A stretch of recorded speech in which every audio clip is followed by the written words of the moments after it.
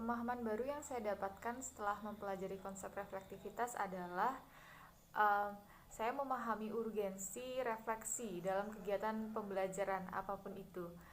Um, jadi proses pembelajaran itu tidak hanya terpaku pada proses di saat kita menerima informasi baru, saat kita memperoleh pemahaman baru, tapi setelah kita melakukan uh, proses pembelajaran itu, kemudian kita mengevaluasi kegiatan pembelajaran kita, dan kemudian kita melakukan refleksi. Kegiatan refleksi adalah kegiatan di mana kita benar-benar berkaca, kita merenungkan, kita melihat kembali apa yang sudah kita pelajari, apa yang kita lakukan selama proses pembelajaran, dan bagaimana efektivitas kegiatan belajar kita.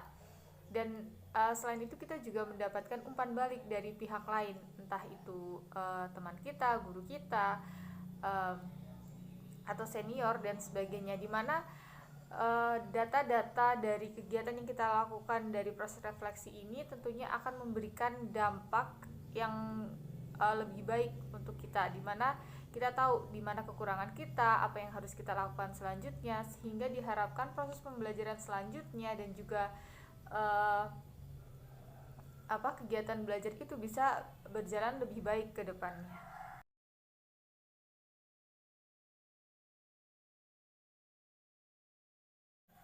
Saat membuat narasi literasi, saya merenungkan kembali apa yang terjadi pada masa lampau, apa yang sudah saya lakukan kaitannya dengan pengembangan literasi dalam hidup saya.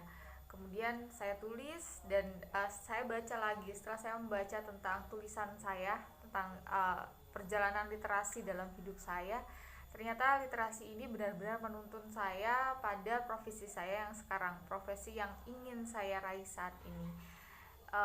Dahulu saya punya ketertarikan dengan novel, karena ketertarikan itu saya kemudian terekspos dengan buku-buku yang lain. Kemudian ada masa di mana guru saya dan juga kakak-kakak kelas saya mengekspos saya dengan materi-materi ekonomi yang membuat saya tertarik dengan bidang itu, sehingga kemudian saya memutuskan untuk menjadi guru ekonomi.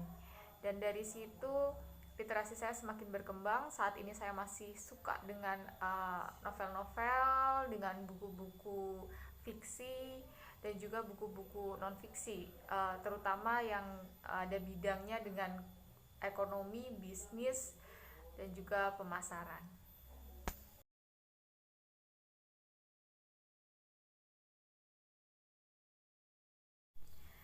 Hal yang ingin saya lakukan atau kontribusi yang ingin saya lakukan untuk membudayakan literasi bagi lingkungan saya ya, ketika saya menjadi guru, di mana lingkungan saya adalah peserta didik saya, bagaimana saya bisa mengembangkan literasi pada peserta didik saya. Yang ingin saya lakukan adalah saya ingin menjadi guru dengan sejuta cerita. Saya ingin menjadi guru dengan pengetahuan, dengan memiliki banyak cerita dari buku-buku, entah itu buku fiksi ataupun non fiksi, dari pengalaman orang lain yang bisa memotivasi peserta didik, memotivasi dalam kehidupannya, atau bahkan memotivasinya untuk mengembangkan literasi. Saya ingin menjadi guru yang bisa merekomendasikan mana buku-buku yang harus mereka baca, kemudian saya bisa menceritakan apa isi buku yang bisa memberikan motivasi kepada mereka. Saya ingin menjadi guru yang seperti itu. Jadi bagaimana saya bisa menginfluence peserta didik saya supaya memiliki ketertarikan terhadap kegiatan literasi itu, sehingga akan membantu dan menuntun dirinya menemukan kelebihannya, menemukan passionnya, di mana dia harus mengembangkan diri dan akan bermanfaat bagi kehidupannya dan lingkungannya juga.